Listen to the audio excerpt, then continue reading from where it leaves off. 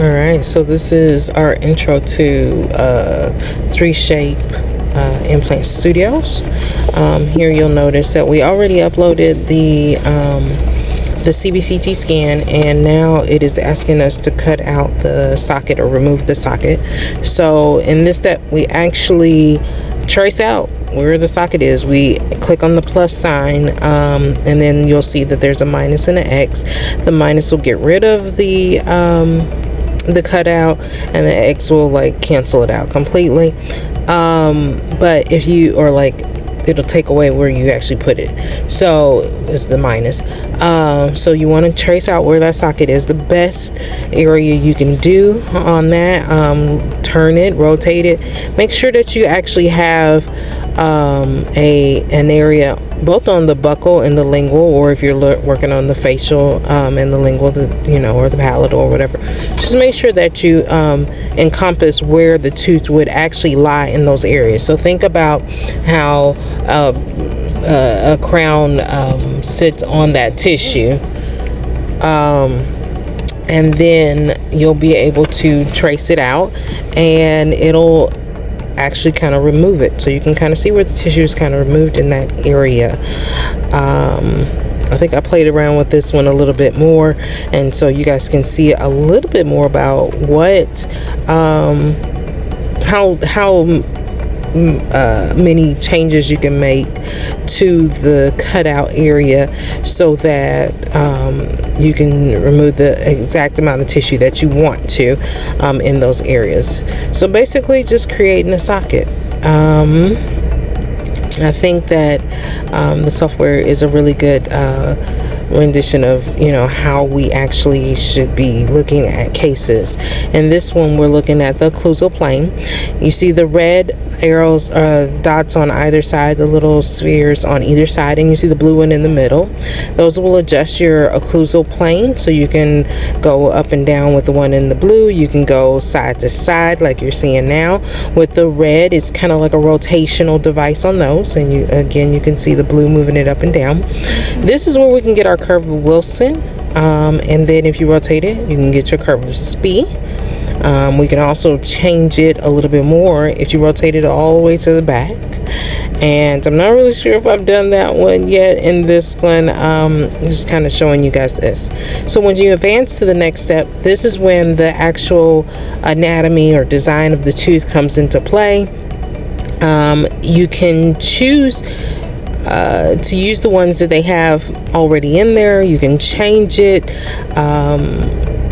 There's different icons to the left that show you how to either copy a tooth that's on the opposite side. You can add a tooth that's in the tooth library that looks kind of like the shade that you see there, or you can go over to the right, and there's like a little tooth that has some shading to it, and you can click on that little icon, the little dot right next to it, and then it'll change the shade of that tooth, so you can kind of see it a little bit more. Some people like to work in that different shade. I do too, rather than just the monochromatic shade. In this one, I think where I'm showing you guys right now is how you would copy the tooth that's on the opposite side to fit into that area. So what we would do is copy the tooth that's over on the other side and try to put it into that area. And that is, like I said, dependent on what tooth you actually have. Can you copy any tooth technically and put it in there? Yes. So just be careful which tooth you're actually putting in there. But if you notice, we're just tracing the tooth outline of the one on the opposite side, and then we're just inserting it into that area. If you notice, they don't have a second premolar in that space. They actually have it technically on the other side. It's a molar. So basically we just trace that out. Once you trace that out, then you can go ahead and hit that play button that's right off to the left hand side. You'll see me do that just now, and then that will actually put that into the area where the tooth goes, where where you're going to be making it. Now, off to the left, you'll also see a little, it's the icon that I'm or a button that I'm pushing over there. It has the arrows on it, and this will allow you to rotate the tooth, make the tooth smaller, widen it, both mesial, distally, buccal, and lingually. You can also take it up to the on the occlusal table. You can raise it up or lower it down, and then there's some other little features that I'll go over here in just a second, but you can kind of see exactly how those little spheres are they allow you to move the tooth any way that you want to move it. This actually, and I always say this, but when you're doing this, even though it's a surgical guide in 3Shape, it's also very important when you're doing this in 3Shape, when you're looking at doing crown design and things like that. So where I just showed you where it's coming through the upper scan, that's where we would actually reduce those areas. You can take the little plus sign, the spray paint can, and you can lower it, or you can take these little spheres and you can lower it the same way, just like I'm doing. You can also rotate it and do a little extra to it. And you'll see me kind of take the occlusal table down, so you'll be able to see what it looks like on the inside of that upper scan, the maxillary scan. And that's a benefit of doing things like this, because you can kind of see what's going on, and just overall, just looking at the look of how you design a crown or anything. And this is great practice for you guys for doing crowns. I think it's good to go ahead and get this part out of the way, because eventually down the line, if you're going to be doing anything else, not just the surgical guides, but you're going to be doing the actual crown later on, then this is a very helpful feature that'll allow you to get to that stage as well. So if you notice right there, you can kind of see that white showing through, and that is the crown showing through, and it's just basically telling us that it's hitting a little heavy. So in that area, if you notice, I clicked on the little spray can. You can hit remove, and which is the minus sign, the red minus, and you can go up there and you can click on your left mouse or your right mouse click button and kind of soften those areas by going inside of the upper scan and then reducing those areas. You can also do it on the underneath side by the tissue where the crown is kind of sitting on that tissue on the back side. So that's one other thing that you guys can do.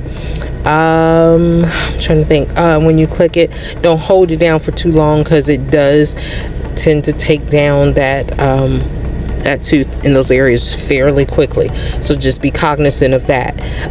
Again, you can go ahead and change the width, you can change the height, you can change the thickness of the crown. So you want a crown that's a little bit smaller, especially when you're dealing with implant crowns. You want them smaller than the natural tooth, of course, and that's the forces that we're dealing with on those teeth. So just keep those in mind. You can also flip this inside out. See me flip it on the inside, so you can kind of see it, and you see how the crown is coming through on the tissue side. That side I like to remove. I also like to remove the contact areas in those areas. So you'll see me kind of move this in just a hair on either side. You can do it that way. And that gives you a little bit more to work with. The other thing is, if this goes into a hashtag, the little cursor goes into a hashtag, that'll allow you to move the entire crown, mesial, distally, up, down, side to side, buccal, lingually. It'll allow you to make those changes. Now, when we're looking at the inside of this, I like to take that there's two different tools I will use. The one that's next to the spray can, it looks like an arrow. You can use that, and it'll just kind of go within different areas and move those areas.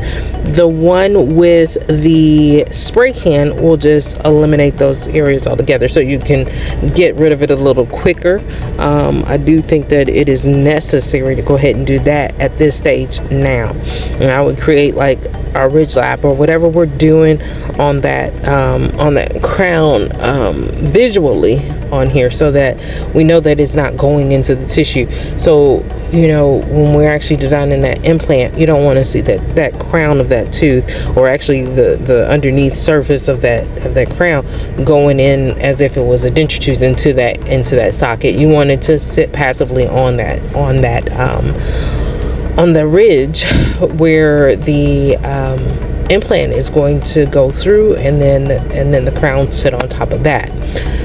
I think right here is just nothing but just going through and just doing the shape, looking at, you know, is it wide enough, is it, you know, is it the length of it, is it good, looking at the contacts, different things like that, and then just playing around with it just a little bit more. So when you go over to the underneath side, this is where I was talking about, you're going to hit that spray can, you'll hit remove, and if you hold down your right mouse click button, and you'll see me go for the contacts first. I want to get rid of those so that they're not peeking through. That means that, you know, we don't have heavy contacts once we're in that area. Also, the placement of that crown, of that implant, is dependent on how wide and how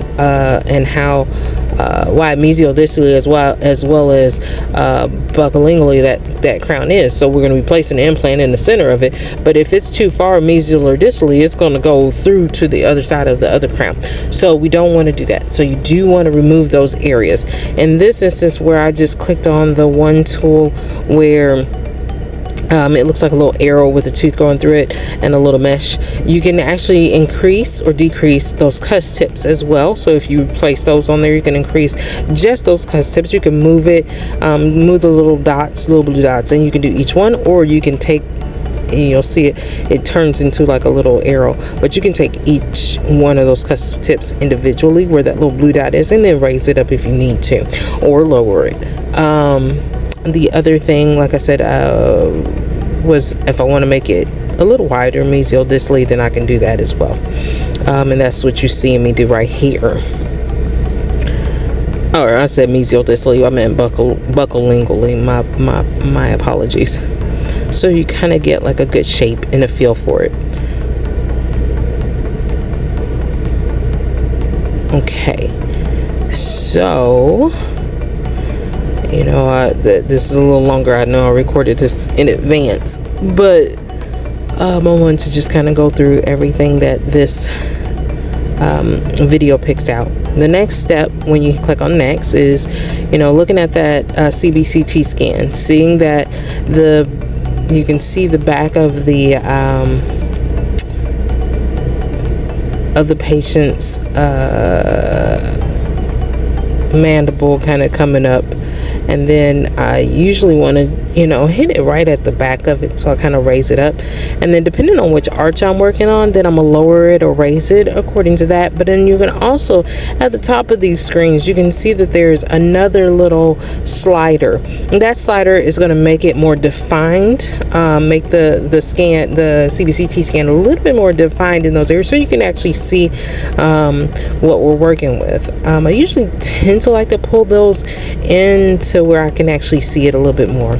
When you advance to the next step, this is finding the panoramic curve, of course, and so we want to be able to distinguish within that upper box that you see there. We can actually put this sideways to where they're all horizontal, but the upper box on the top, it's showing us like a panoramic view. So if you change the dots, the curve on the one below it, then that will coincide with the ones that you see on top. As you move it, you'll be able to see that the panoramic view either comes in and becomes more visible or less. So that's just one thing. Now we're looking at the curve. I showed you guys the scan, the CBCT scan, and it looks really good from what I'm looking at. And I'm sorry that keeps cutting on, but the curve made it to where I can see everything.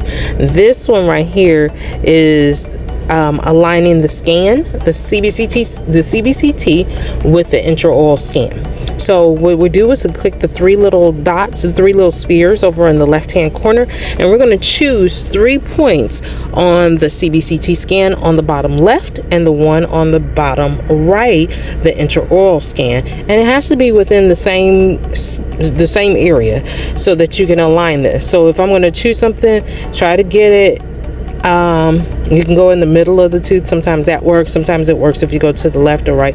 But just go ahead and get those into alignment. And once you're done, and you'll see me start clicking, I'll click one side. I'll click a number 1. Then I'll go to the other side on the CBCT scan, and I'll click a 1 over there in about the same spot. You can click them all in the same arch. Like you can go 1 2 3 4 or 1 2 3, excuse me, 3 dots.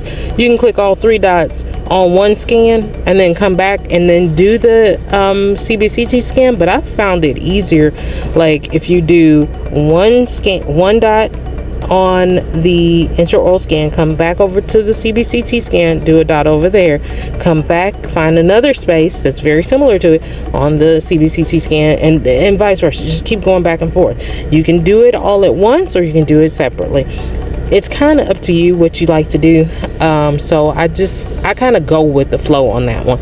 And if you notice up in the top window, you saw how that intraoral scan popped up to where it should be on the CBCT scan, and you can maneuver that one as well. So all you have to do is hit your left and right mouse click buttons, and you can rotate it and see if it's actually in alignment. If you find that it's not really in alignment, you see it's a little off, go back and adjust your points. When you adjust your points, then it'll adjust it on there as well. Okay, so then after that, let's see if we're going to get to that point in a second, because like I said, I pre-recorded this and I'm kind of voicing over it so you guys can see all of what's going on as far as the scans and how to do it. And this is just one video that I had. I know one of my students had asked, Miss Griffin, you got that video on how to do a surgical guide, how to place the implants, how to design it, different things like that. And so this is part of the steps that we use in one of the softwares that we use. I have another software that I had been working with previously that I want to show you guys.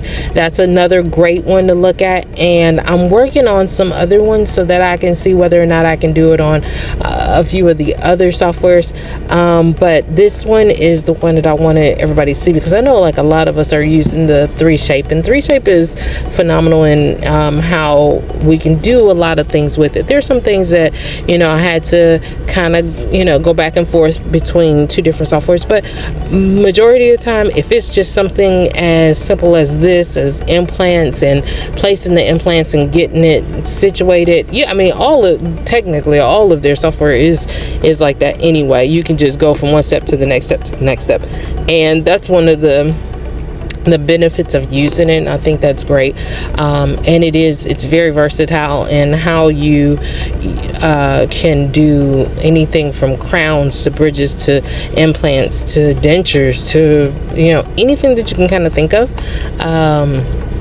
There are upgraded versions of the software, I do know that, and I know some people don't have enough to go into purchasing that, or they just they don't want to at that specific time, but consider it. It's a really good way of getting your surgical guides, your restorations and your crowns and your bridges and your devices and different things like that completed.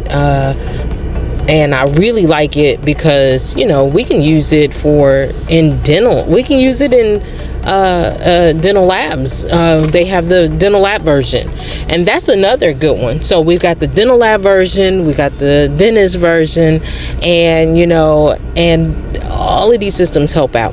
But anyway, so back to this one where we clicked on next, and now we're looking at the scan alignment, and then just checking to see if everything's okay. If it looks okay, then you go ahead and click the check box. You check the box in the left hand corner. Now this one is the nerve. Oh goodness, it's like the tracing of the nerve in this area. So when we can trace that nerve and see where it comes out of the mental foramen, that's when we're going to do this. So usually what I tell people is that, you know, in the top left hand corner, you can kind of see how you can see the nerve kind of coming up on the left where my cursor is, and that little blue lines, the two blue hash thing that you see me moving, it traces where that nerve can be at. Okay, so when I look at it and I look to the right, to the very right, you see a little opening starting to open up right there. That is where your nerve comes out of the mental foramen. So right there, that is your first point of marking, okay, of your nerve. Now you know that your nerve does a little curl sometimes up in there, so you got to be careful, but you want to go straight into that area, and then after you go straight into that area, then you're going to move that little hash, that blue hash that I just showed you. You're going to move it to the, you know, on this side, move to the left as I'm looking at the screen, and then it's going to get smaller and smaller and smaller as it gets to that next point where it just disappeared. Go back over to where you just placed that circle, and then you're going to click on it one more time, and then that's how you're going to trace each area. You're going to keep moving that little blue, those blue lines where they're kind of, what is it, perpendicular, I hope I'm saying that right, and you're gonna keep moving that along where that nerve is, and you're gonna trace out where that nerve is, and you'll see me do it all the way down and all the way around. And sometimes you mess up, but then that's what that undo button's for. You just undo it. If something doesn't seem exactly right, undo it and keep going. Now on this one, we don't have too much longer to go on this one, but I've got a few other things to talk about on here. Once you get this one going, you can also see in the bottom left, you can also move the little the lines, you can move it along where that nerve is as well. So you have different areas where you can turn it. The one in the picture in the right hand corner, if you look at that one, you can actually see where the nerve actually comes out of the CBCT scan of the mandible down there. But that is how you trace the nerve. And a lot of people are asking me, how do I do this? How do I do this? And this is the best way for me to tell you how to do it. It's just to show you and to let you guys play around with it. And that's usually what you guys do when you come downstairs. If you guys are training with me in the school, we usually have you guys come on down, and then that way you can kind of see how we're doing X, Y, Z, all the way down and all the way around, and that gives you a feel for, I can do this, I can do it on my own if need be. But in watching this video, I hope that actually does the same thing for you. So we're gonna keep tracing this nerve all the way down and around, and hopefully I don't know if I can speed this up a little bit, but I can always try. I don't know if this will work. No, I'm not having any luck at that. So what I want you to do is just look at how I'm rotating different areas. If you look in the top right hand corner, you'll see that I'm actually rotating it so I can show you where that nerve is actually coming out of the mental foramen. So you can kind of see where it's at. It actually is a little red dot that's coming out, but as you trace it, it'll go back through the ramus, the mandibular arch, where you kind of can see or the mandible. It's coming through the mandible, so that you can kind of trace that all the way through. You can't see it visually unless you probably split that in half, then you can probably see where it was tracing. But in this instance, we're actually using the CBCT scan to actually guide us along those parameters. And again, just click in the area where that where you see that it almost like it gets a little dense, and then you'll see that little area, and then as you scroll just a little bit more, you see how it disappears. Now go back and click it again. Occasionally I can click in some software, I can click on the picture on the left, but on this one it was a little bit harder to do it. So Notice what I'm doing here. I might have to give it a break for a second, but you can undo it if it's not right, and you'll see me do that, and then place it again. So if you kind of see that you're not tracing where it's at, then go back and redo it. It's better to do that now than to see it later and then have to redo the whole thing. Okay, so just kind of move it around. Great, just like that. And then we're just gonna keep tracing it. So click, click, click. Okay, come back over to the right, and then you're gonna click that area just one more time, and you can kind of see it. It's a little bit, it's got like a darker look to that center almost. And then you can kind of just keep clicking in those areas, and it just depends on which thing you want to do. You can also trace both sides, so depending on what you're working on, you're working on both sides of the arch. On the lower, you can trace that nerve on both sides, the left and the right, and usually that actually helps quite a bit with your placement and making sure that your nerve doesn't crash, or your implant doesn't crash into your nerve, and that I'll show you here in a second as well. Okay, let's see here. Let's see what we got. So we're going to keep clicking, and then I think I'm going to take this all the way up and around, and there you go. Excellent. Okay, great. And then you can kind of play around with this. This is something that you guys need to learn, and it gives you those landmarks that we talk about all the time with one another, and in classes and in courses and different things like that. But it's different when you really get to see it and really see what they're talking about. There's just so much to learn with digital and why we do what we do. It's not that traditional is not acceptable. It's not that traditional is anything like that, but the traditional method can be we can add to it and add the digital part to it, so that we can get better and better and better at it, and sometimes with less human error. That's true. Now, do I say no to the traditional methods? Absolutely not. You need to learn the traditional methods as well. I really believe in learning the traditional methods really first, and then going into the digital. Once you've mastered both of them, now you can say, okay, I can do, if there's something else that comes out. They do have some other technology that's out that you can use as well. And being able to locate where the nerve is and different things like that before you place your implants. However, I think this one is another good way of doing it. It just takes a little skill and a little practice. Okay, so right now you're seeing where we actually pick out the implant itself. So if you look at the table down below, these are fully guided. You can see at the top of it, it has the different types of implants. What type are you looking for? So you kind of have to know these before you get started. However, I know with me, I tend to pick them out, and then if you guys decide you want to change them, we go through and change them. But that's where I think that giving the lab the information that they need to proceed is going to be imperative.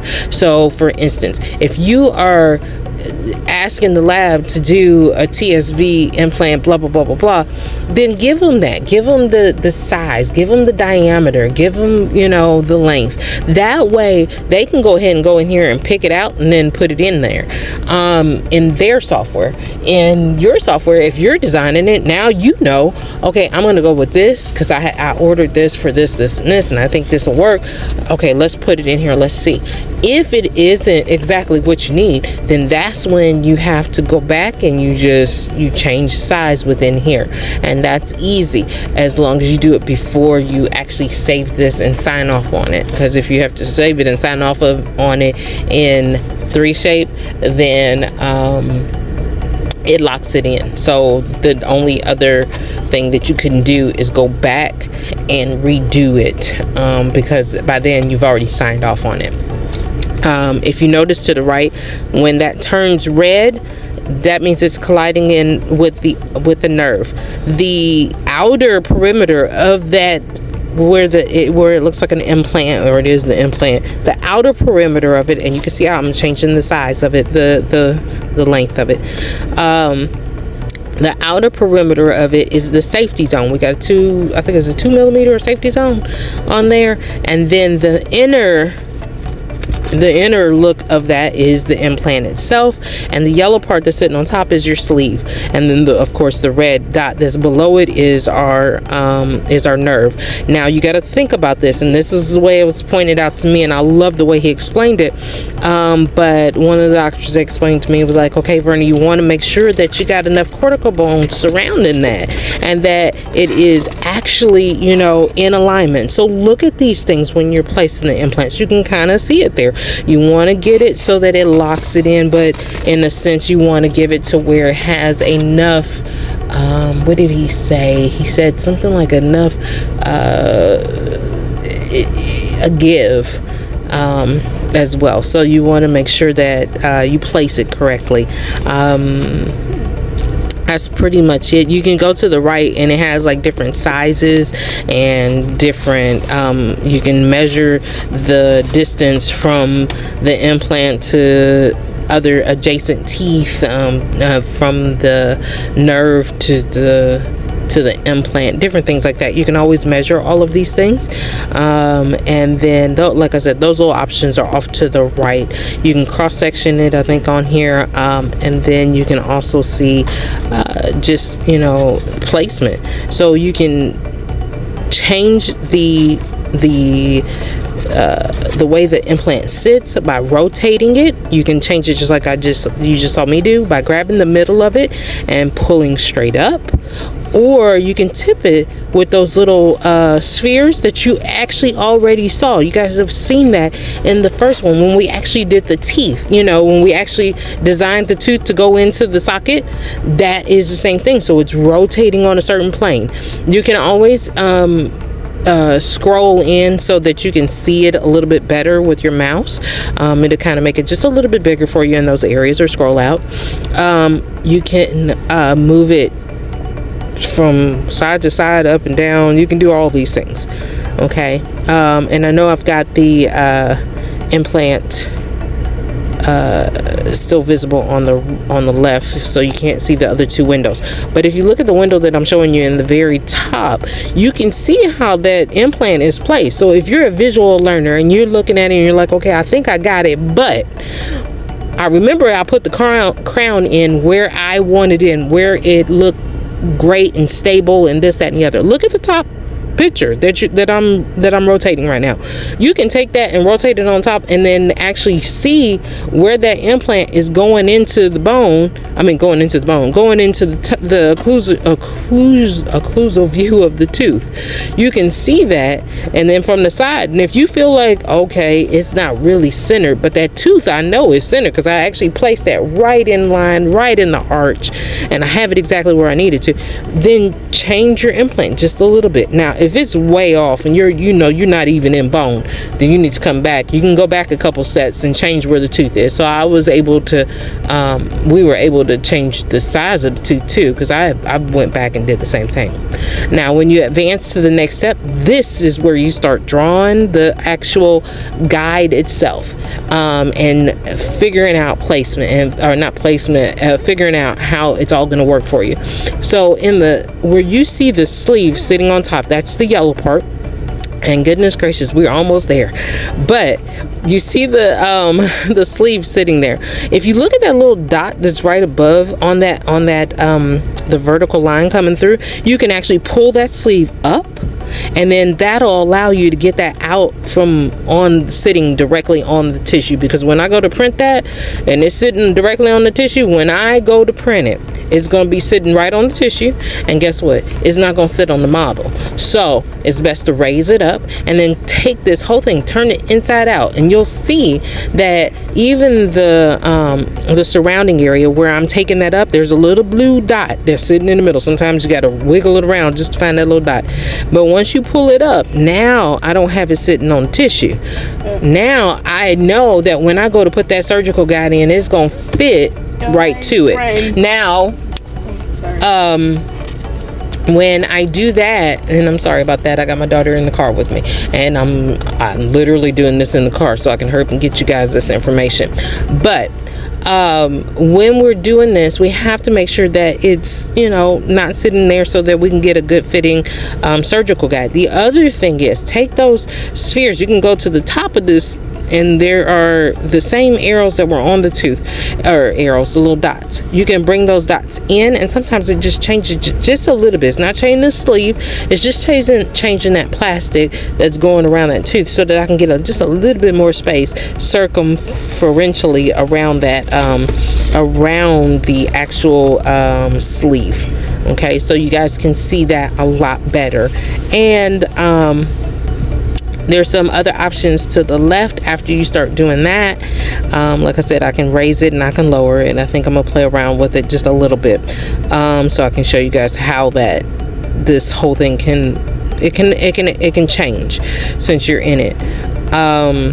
The other thing, I'm trying to think real quick. The other thing, like I'm just showing you right now, is how you can change the circumference of the outer part of the around the sleeve. So you can see me changing that a little bit.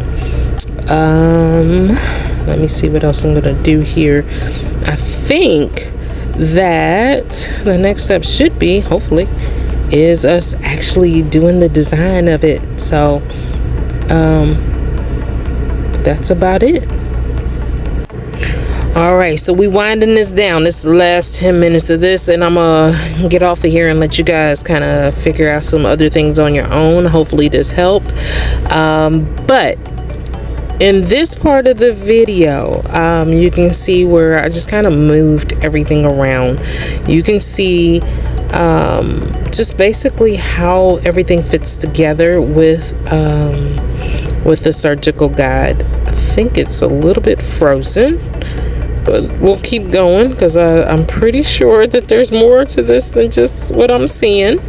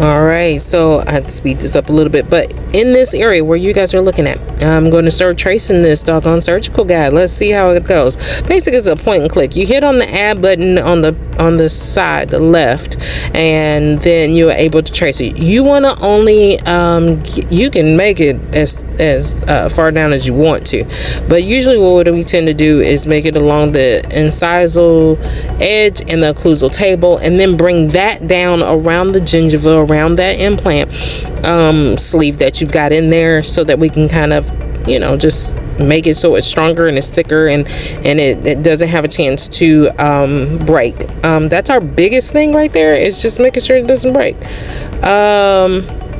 Around that incisal edge, all the way around. We do this all the way around for stability purposes. We go all the way around the arch, and you'll see me just kind of just place that into where it needs to be. Just all the way around. Click, click, click, and place it where it's at. If you at one point decide that it's not where you want it to be at, go ahead and finish out the surgical guide, the design of it, and then once you finish out the design for the surgical guide, then you're going to you know, after you're finished with that, then it's going to process it and make sure that it's finished. So that is the biggest point of all of it. Just get it together and make sure that it's okay. And then once you're finished, it'll go ahead and load and process. All right, so here we go again. This is a little bit more of the tracing on the lingual side. We already went from the buccal side. We're going all the way around. We have done some that were on just the teeth adjacent to where you want to go and up, but we noticed that there's a little bit of a stability problem while they are holding on to the while they're placing the, like they're drilling for the implant. So that's a big part that you guys have to just kind of pay attention to, and then it makes more sense to just go ahead and go all the way around the arch. Once you get to the very end, you'll double click on the last, or the first point that you actually put into place, and then that will allow the surgical guide to process within the 3Shape system.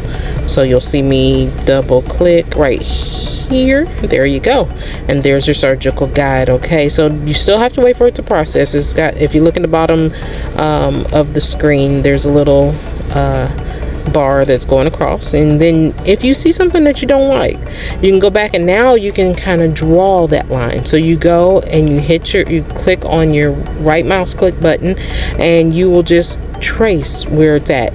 Sometimes if it does not trace, going counterclockwise, almost in a sense, left to right, then trace it from right to left, and then you should be able to get it.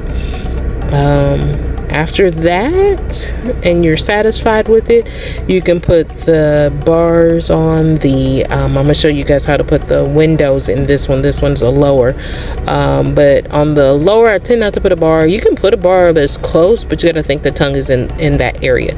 So let's think about the upper arches as the ones where I'll put the bars for stabilization and for just name tags if you want to, but you can put name straight on the facial of the surgical guide or off to the buccal. Sometimes you can put it on the lingual too. It's not gonna hurt anything. And pretty much that's pretty much it. When you go and you want to put the windows in, you're gonna click on the option right below